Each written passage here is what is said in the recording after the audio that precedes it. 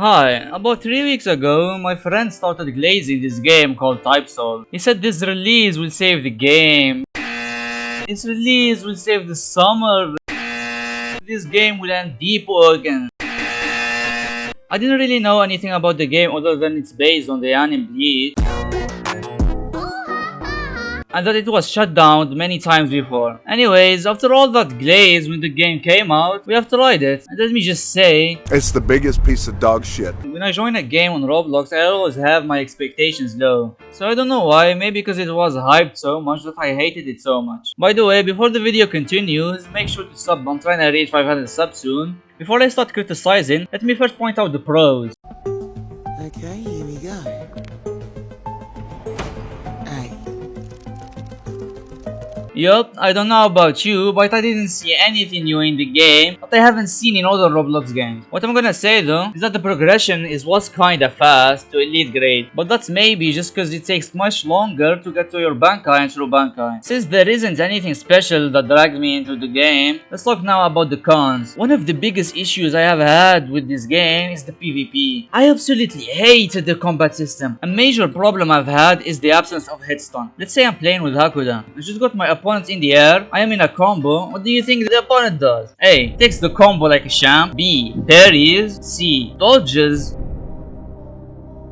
Oops, I forgot D. It hits you in the nuts with some random ability that for some fucking reason, even though I'm hitting him in the window of the ability, it just procs. Like apparently, every ability in the game has hyper armor for some reason. And by the way, this doesn't only happen in the air combos. Even when I'm hitting a dude with my M1s, he just does an ability in the middle of my M1 combos and it lands on me. Even though I hit him during the window. At first, I said, okay, maybe I'm just trash at the game. After some time playing, I didn't understood why. It's because the PvP is just spam. Like literally. The fight begins.